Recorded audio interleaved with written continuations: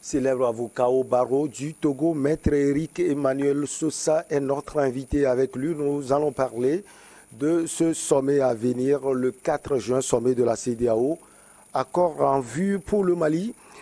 Et puis la République démocratique du Congo, l'ambassadeur du Rwanda convoqué.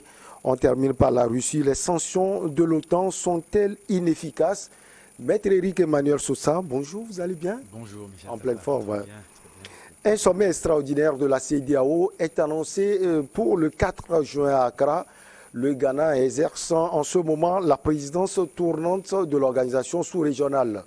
Il sera notamment consacré au Mali, mais aussi au Burkina Faso et à la Guinée-Conakry.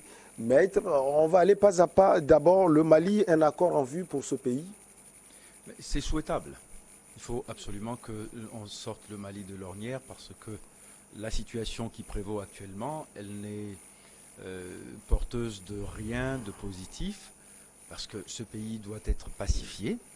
Ce pays doit recouvrer une stabilité totale, stabilité de ses institutions, de son économie et aussi de ses institutions. Enfin, oui, j'avais parlé de ses institutions, de son économie et aussi de sa capacité à retrouver les moyens de son dynamisme en vue de son développement. Donc oui, quand on a un pays qui est malade comme le Mali, il faut se dépêcher à son chevet et trouver très vite les thérapies les plus efficientes. Et là, aujourd'hui, bon, le problème n'est pas que la crise institutionnelle et les implications diplomatiques qu'elle a. Non.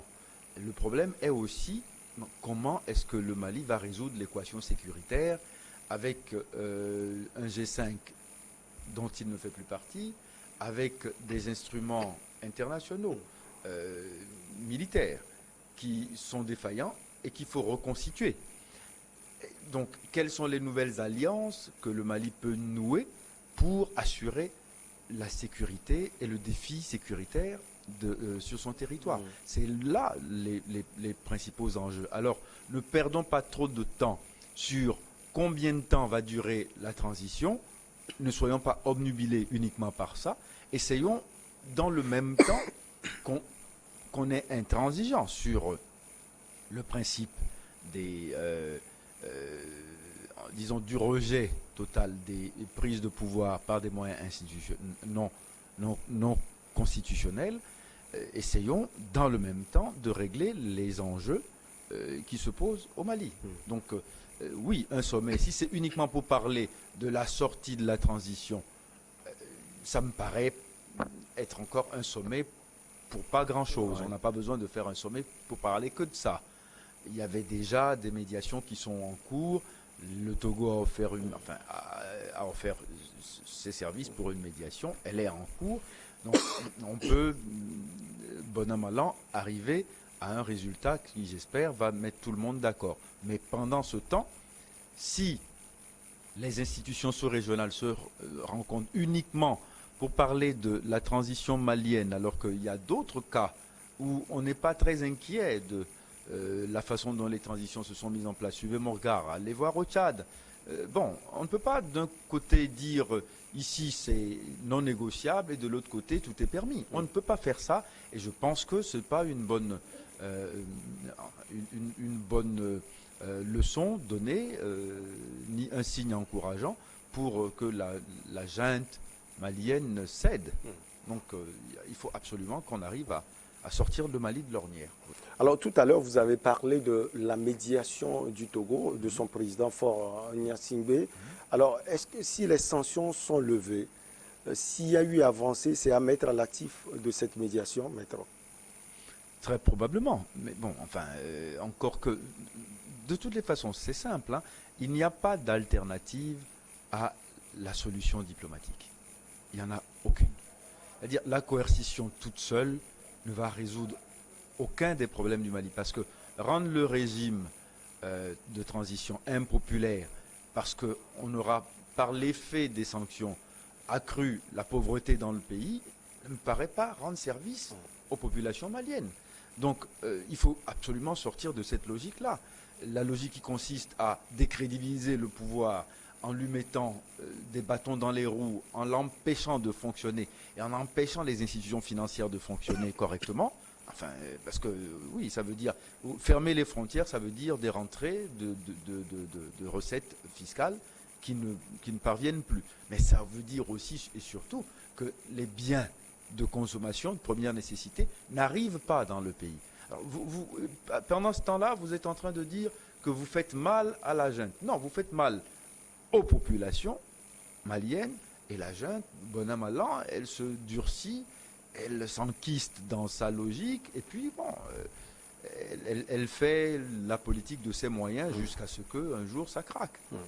Alors, quand on joue la médiation, on s'attend forcément, Maître Éric Emmanuel Sosa, à un consensus entre les deux parties. Cela veut dire que les deux parties vont pouvoir faire des pas sur des positions données.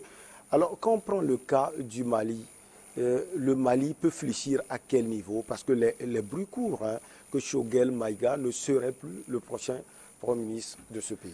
Peu importe. Vous savez, on a toujours cette tendance à personnaliser les problèmes et les conflits politiques. Mais Choguel Maïga, c'est le Premier ministre que le régime de transition s'est donné. Mais si sa personnalité devient crispante et que sa voix devient urticante pour certains interlocuteurs, on peut tout à fait prendre un autre Premier ministre. Mais est-ce que, rien que par le fait qu'on a changé de Premier ministre, le langage de la junte va changer par rapport à l'opposition de la CEDEAO? Je ne pense pas que Choguel Maïga cristallise sur sa seule personne une position politique qui devient finalement le leitmotiv du régime. Non. Il est le porte-voix d'un régime de transition. En tant que Premier ministre, il est en charge de mettre en musique aussi bien de discuter avec les institutions sous-régionales, de mettre en place un schéma diplomatique. Ça fait partie de son rôle. Le ministre des Affaires étrangères, il ne parle pas de sa voix personnelle. Il parle enfin, il est le porte-voix du gouvernement, dont Choguel Maïga est le chef. Donc, quelque part, il y a une cohérence totale. Et si on change Choguel Maïga, ça ne veut pas dire que le message du Mali va changer. Autre sacrifice peut-être à venir, Maître Éric Emmanuel Sosa, on a vu ce pas qui a été franchi, ça il faut le souligner, par les dirigeants du Mali, passer de 5 ans presque à un intervalle de 2 ans. Ça a été quelque chose, c'est un sacrifice. Alors, il y a d'autres choses peut-être à mettre dans le panier. Sacrifice, parce qu'on a accepté de réduire la durée de la transition? Non, ça me paraît pas... Vous savez, encore une fois, je souhaite me tromper. Ce n'est pas parce qu'on va réduire le temps de la transition qu'il y aura nécessairement une réussite. Vous voyez, qu'il y aura un gain institutionnel. Non, je ne le crois pas. Mais ce temps a été sujet de discussion. Oui, mais parce qu'on cristallise trop le débat sur une question d'agenda. Mais le temps, vous savez, personne n'en est le maître. Hein. Et il faut... Vous plantez un arbre, vous ne lui donnez pas d'injonction pour produire des fruits qui mûrissent et susceptibles de vous nourrir à un temps donné. Parfois, il y a un temps prévisible pour la moisson, mais des éléments météorologiques se produisent qui font que vous ne pouvez pas moissonner. Donc, ne cristallisons pas uniquement sur la durée de la transition. Qu'est-ce qu'on va faire pendant la transition? C'est plutôt de ça qu'il s'agit. Quel est le contenu du programme de transition? Discutons de ça plutôt que de dire il faut que la transition connaisse un terme dans un délai préfixe. Si le moment arrive et que les conditions pour venir amener la paix et faire des élections ne sont pas réunies, on va faire comment? On va retourner en arrière ou on va refaire un nouveau coup d'État? Non, il faut vraiment profiter de l'occasion pour justement purger tous les malentendus et résoudre tous les problèmes et les enjeux qui se posent au Mali. C'est plutôt de ça qu'il s'agit, de mon point de vue. Donc, les discussions diplomatiques, les sommets devraient servir à étudier avec le gouvernement malien le contenu de son agenda, plutôt que la durée unique de l'agenda. Alors, vous ne voyez pas la CEDEAO rester sur sa dynamique, c'est-à-dire rester surtout sur les sanctions? Il va falloir qu'elle fasse preuve de pragmatisme un tout petit peu. Parce que là, on est dans le dogmatisme pur. Le pragmatisme voudrait qu'on considère que, quand même, la junte a bougé aussi sur ces lignes et que, disons, l'impératif qu'on lui assigne de réduire coûte que coûte la durée du mandat ou la durée de la transition n'est pas, à mon avis, quelque chose qui est porteuse d'une grande efficacité, quoi. Cette fois-ci, si elles sont invitées à Accra, elles vont venir. Je vais parler des autorités du Mali. Moi, je ne fais que l'espérer. J'espère qu'au moins, ils acceptent de venir pour dialoguer. Mais si on les convoque pour venir les humilier, les mettre sur la sellette, je peux comprendre ils envoient une délégation qui est composée de hauts cadres d'État, mais que peut-être les chefs de la junte ne se déplacent pas. Je peux le comprendre. Ouais. Allez, on va filer à Kinshasa, en République démocratique du Congo, où une série de manifestations contre Kigali a débuté le lundi 30 mai dans le pays.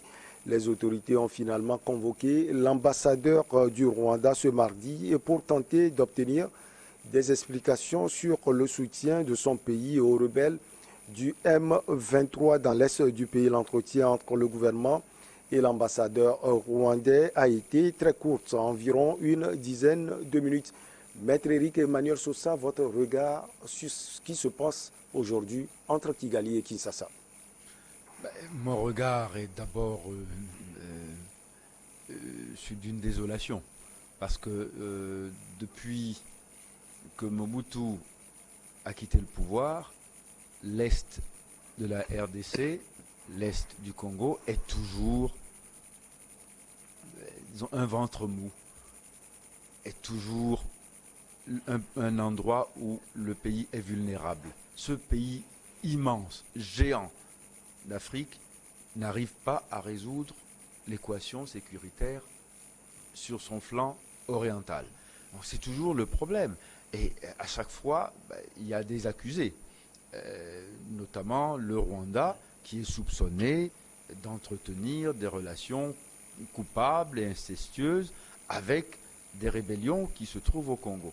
Mais on se demande par l'effet de quelle damnation ce pays n'arrive pas à résoudre le problème de ces rebelles. C'est d'ailleurs ce qui a emporté Mobutu. Ça a commencé en 1996 par les Banyamulenge. On nous a dit que les Banyamulenge sont des Congolais rwandophones. Bon, allez savoir ce que ça veut dire un rwandophone. Bref, il n'y a pas de langue rwandaise, il y a le Kinyarwanda, il y a le Kinyarwanda, mais bon, alors, vous voyez, on a commencé par ça. Et finalement, ça a emporté avec la FDL, le régime de Mobutu. On a eu une quasi-révolution parce qu'on a vraiment, du passé, fait table rase. On a mis en place un nouveau régime, on a changé le nom du pays, le drapeau, les armoiries, etc., l'hymne national. Donc on a l'impression qu'on est dans un Congo nouveau. D'accord ? Et puis on se rend compte que finalement, non. Les mêmes problèmes continuent. De sorte que on a l'impression que finalement il y a une fatalité à l'insécurité à l'Est. Et on n'y arrive pas. Pourquoi ? Parce que le régime actuel au Congo, celui-là aussi et celui qui l'a précédé, ils sont tous tributaires, redevables à Kigali. Parce que s'ils sont là, c'est parce que Kigali les a aidés. C'est Kigali qui a amené carrément une armée pour venir prendre le pouvoir. Il faut s'en souvenir, ça. Donc, aujourd'hui, il faut bien que quelqu'un paye le tribut. Et le tribut, c'est sur les ressources minières du Congo qui se trouvent à l'Est. C'est ça le vrai problème. Donc, à chaque fois, le M23 ou les ADFL, tout ça, c'est, on va dire, ce sont des prétextes. Parce qu'on peut très bien, si on y met la volonté qu'il faut, la volonté politique qu'il faut, éradiquer complètement ce foyer d'insécurité à l'est du pays. Alors, le M23, Maître Éric Emmanuel Sosa, a été entre-temps enterré. Alors, comment se fait-il que cette rébellion revienne aussi en puissance? D'ailleurs, le ministre des Affaires étrangères du Rwanda l'a dit, que c'est Kinshasa qui n'a pas pu gérer ou bien régler le problème du M23. Bon, on nous dit qu'on l'a enterré, mais on ne nous a pas montré le cadavre. C'est là le problème. Vous voyez, donc, quoi, il a ressuscité de son tombeau, le M23, après l'enterrement? Non, il faut arrêter ça. Il n'a été enterré nulle part. Il y a forcément des gens, le M23, ce sont des gens qui ont des revendications et qu'il faut peut-être connaître et discuter. Si elles sont recevables, pertinentes, on peut en discuter le bien fondé. Si elles ne le sont pas, il faut les combattre. Point barre, c'est tout. Et les combattre, ça veut dire mettre les moyens régaliens et militaires, en l'occurrence, pour mettre fin à ce qui s'appelle une rébellion. Mais ils se rebellent contre quoi? Contre qui? Kinshasa est à des milliers de kilomètres de l'endroit où ça se passe. Mais à chaque fois, c'est toujours le Kivu, l'Ituri qui sont disons, les points névralgiques d'une crise qui n'en finit pas de s'éterniser. Alors, il faut bien trouver une solution. Alors, la RDC, Maître Éric Emmanuel Sosa, est comme un gâteau à partager. Est-ce que cette coalition militaire, si on peut le dire ainsi, pour combattre les ADF, irriterait Kigali? Coalition entre Kinshasa et Kampala. Pourquoi ça devrait irriter Kigali? Puisque, en réalité, on ne met pas en danger la sécurité ni l'intégrité du Rwanda. Il s'agit, comme l'ambassadeur, ou non, le ministre des Affaires étrangères rwandais l'a dit, il s'agit d'un problème congolo-congolais. Alors, si le Congo s'avise de s'associer des forces militaires de l'Ouganda pour régler un problème qui se pose sur son flanc est rwandais, c'est tout à fait justifiable et c'est tout à fait compréhensible. Maintenant, si ça déplaît à Kigali, mais mon Dieu, on s'en fiche un peu. Parce qu'avec Kigali, on n'arrive pas à trouver des solutions. Si par Kampala, on peut en trouver, oui. Donc si alors Kigali s'en offuse, ça veut dire que Kigali est finalement l'agitateur, celui à qui profite le crime de l'occupation de l'Est de l'Est congolais. Vous savez, dans la charte de l'OUA, aucun pays ne doit agresser un autre. D'accord? C'est le principe. La seule guerre dont on se souvient entre deux pays, qui a opposé deux États africains, c'est l'Érythrée et l'Éthiopie. Depuis lors, il n'y en a pas eu. Il n'y en a plus eu en Afrique. Non, il ne faut pas que les Rwandais nous mettent dans un État tel qu'on va constater encore une guerre opposant un pays de l'OUA à un autre pays membre. C'est pour ça que je dis que cette affaire-là, il faut absolument y mettre les moyens diplomatiques, certes, mais il faut parler d'une voix ferme. Parce que Kigali donne l'impression de menacer en disant, bon, si jamais, en poursuivant les rebelles, vous venez sur notre territoire et que vous portez atteinte à des vies chez nous, nous avons les moyens de riposter. Et c'est une quasi-menace. D'accord? Ou c'est une menace à peine voilée. Donc il faut absolument d'abord faire la désescalade pour que on règle définitivement ce problème-là. Le Congo doit trouver la paix pour enfin se développer à la mesure de ce qu'il représente pour l'Afrique. Ce pays doit se développer, il doit être une locomotive, mais malheureusement on a l'impression que c'est un boulet, c'est un éléphant qui dort sur un flanc et qu'il faut tirer tout le temps, c'est pas possible. Alors, tout à l'heure, vous avez parlé de l'Union africaine. Quel rôle elle peut jouer? On voit l'engagement du président actuel, le président sénégalais Macky Sall. D'ailleurs, le président angolais, João Lourenço, est en train de jouer déjà la médiation. Absolument. Quel rôle les deux peuvent jouer? Mais écoutez, le même, c'est-à-dire tout faire pour faire prévaloir les arguments pacifistes. D'accord? Dans les deux camps. João Lourenço, depuis qu'il est au pouvoir, il n'a de cesse que d'essayer de régler les problèmes dans son entourage. C'est très bien pour l'Angola. c'est un leadership tout à fait remarquable et enviable. Bon, maintenant, l'OUA, il faut que l'OUA déploie de toute force les moyens diplomatiques qu'il faut pour arrêter cette crise. Parce que ce n'est qu'une crise après tout. Alors, on va parler également de ces manifestations qu'on voit aujourd'hui à Kinshasa, animées par les acteurs de la société civile, la Lucha, Filimbi. Il y a même des partis d'opposition qui font face à Kigali, si on peut le dire. Quel impact cela peut avoir, maître? Non, écoutez, les appels tonitruants à la vengeance ne vont rien arranger dans cette affaire. Et vous savez, à chaque fois, il y a toujours, voyez, une petite percée xénophobique qui arrive. Donc là, vous voyez, tous les instincts de chauvinisme sont attisés. Mais bon, il faut arrêter. Il ne faut pas que le discours politique devienne le tison, justement, pour amener les populations à, voyez, maintenir à vif la haine qu'ils peuvent avoir les uns pour les autres. Non, il ne s'agit pas de détester les Rwandais, d'en faire des ennemis. On a vu ça à un moment donné aussi, quand les Rwandais tenaient finalement toutes les rênes du pouvoir à Kinshasa. Il y a eu parfois aussi des manifestations anti-rwandaises. Aujourd'hui, on n'est pas arrivé quand même à ce pourrissement. Vous voyez, que les Congolais résolvent eux-mêmes le problème du M23. Si c'est une rébellion, qu'ils la combattent. Si c'est un petit mouvement sans conséquence, il faut qu'ils l'étouffent définitivement et puis qu'on n'en parle plus. Alors, depuis son arrivée, on a vu la diplomatie tous azimuts du président Félix Antoine Tshisekedi. Est-ce que vous pensez que les relations personnelles entre le président Tshisekedi et de la RDC et le président Paul Kagame du Rwanda vont transcender justement ces réalités, ces relations? Si ces relations personnelles, comme vous dites, étaient aussi bonnes, on aurait plutôt pris le téléphone pour appeler son collègue, homologue, plutôt que d'appeler l'ambassadeur, hein, à mon avis. Parce que là, entre gens qui s'entendent bien, c'est comme ça que ça devrait se passer. C'est l'impression qu'il donne ces dernières années, maître.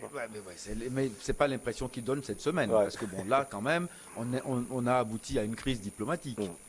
Si les relations sont bonnes, il faut faire en sorte qu'il n'y ait pas de crise diplomatique, justement. Donc, l'équation interpersonnelle devrait prévaloir et plutôt faciliter les choses. Maintenant, on a une crise diplomatique qui démontre bien que les relations interpersonnelles ne sont pas aussi bonnes qu'on pouvait le penser, malheureusement. Allez, on file. En Russie, l'invasion de l'Ukraine déclenchée par le président russe Vladimir Poutine a suscité une vague d'annonces de sanctions internationales contre Moscou, principalement de la part des pays occidentaux et de l'OTAN. Maître, la question, les sanctions de l'OTAN sont-elles efficaces finalement? Les sanctions de l'OTAN, non. Efficaces ou inefficaces? Non, ça dépend de quelle prise. L'OTAN en soi ne sanctionne pas. C'est l'Union européenne et la communauté internationale, les États-Unis en tant que tête de proue, qui chaque jour prononcent des sanctions contre la Russie. L'OTAN, comme institution à vocation purement militaire, donne des moyens à l'Ukraine pour combattre la Russie, mais n'intervient pas directement sur le théâtre de la guerre. Donc, aujourd'hui, les sanctions, il s'agit d'en débattre l'efficacité. Bon, elles ont une efficacité limitée, en ce sens qu'aujourd'hui, c'est vrai, du fait de ces sanctions, les moyens opérationnels de la Russie vont finir un jour par être affectés. C'est certain. L'économie russe va en prendre un coup sérieux, c'est certain aussi. Mais par ricochet, les économies européennes sont toutes aux abois. Vous savez, chose complètement inattendue, mais quand même assez significative. on vous dit qu'en Italie, il y a des magasins de chaussures de luxe qui sont en train de fermer parce que leur clientèle privilégiée provient de la Russie. C'est-à-dire que ce sont les femmes d'oligarques qui sont capables d'acheter des chaussures à 5 000 euros. Bon, donc la sanction agit sur tout le monde. Ah ben ça agit sur tout le monde, voyez-vous. Donc on commence à réfléchir par deux fois, parce que bon, McDonald's a fermé quelque chose comme 8000 restaurants en Russie. Bon, ben, ce n'est pas rien, c'est autant de recettes qui ne rentreront pas dans le bilan de McDonald's pour cette année et l'année à venir. Bon, mais les Russes, ben, ils ne s'inquiètent pas plus que ça. Hein. Ils vont peut-être changer les enseignes, mais la nourriture qui est servie à McDonald's, elle est produite en Russie. Et les cuisiniers qui font cette nourriture, ils sont en Russie. Donc ils vont continuer à vendre des sandwichs avec tout ce qu'on veut dedans, produits en Russie. Mais seulement, ce n'est plus McDonald's, c'est autre chose. Pourquoi Bref, pas les sanctions ne font rien à la Russie. Mais Ce c'est que vous pas voulez que ça dire. ne fait rien. Si, ça fait quand même quelque chose. Vous voyez, elles ne sont pas neutres, elles ne sont pas platoniques, comme on dit. Mais elles ont de l'effet. Mais la question est de savoir si elles sont efficaces à long terme. Parce que, bon, vous savez, honnêtement, à long terme, je ne suis pas sûr que ce soit uniquement la Russie qui sera à genoux. Voyez-vous ? Donc c'est tout le monde. C'est tout le monde sera frappé, c'est clair. Donc, parce qu'il y a une dépendance à la Russie qui est devenue maintenant claire pour tout le monde. Et comment pallier cela? Ça pose des problèmes pour beaucoup d'économies. La Hongrie vient de déclarer, le pays éminent de l'Union européenne vient de déclarer que pour elle, ça sera difficile de ne pas s'approvisionner en gaz et en hydrocarbures auprès de la Russie. Et pour cela, elle est prête à subir, vous voyez, la furie rageuse de l'ensemble des pays de l'Union européenne, parce qu'elle se dit, mais nous d'abord, on doit sauver notre peau d'abord. Voilà, parce que le temps de mettre en place un nouveau dispositif pour recevoir du carburant venu d'ailleurs, on sera peut-être déjà mort. Et c'est la raison pour laquelle ils préfèrent, très sincèrement, malgré les soupçons de partisanisme pro-Poutine contre Orban, il y a quand même une réalité économique dont il faut tenir compte. Donc vous voyez que aujourd'hui, on se donne peut-être le bâton pour se faire battre soi-même. Maître Éric Emmanuel Sosa, merci beaucoup à vous. C'est toujours un plaisir de vous avoir sur le plateau. Vous êtes avocat au barreau du Togo. On va marquer la pause pour le journal. Et derrière, on reçoit nos invités pour Regard croisé.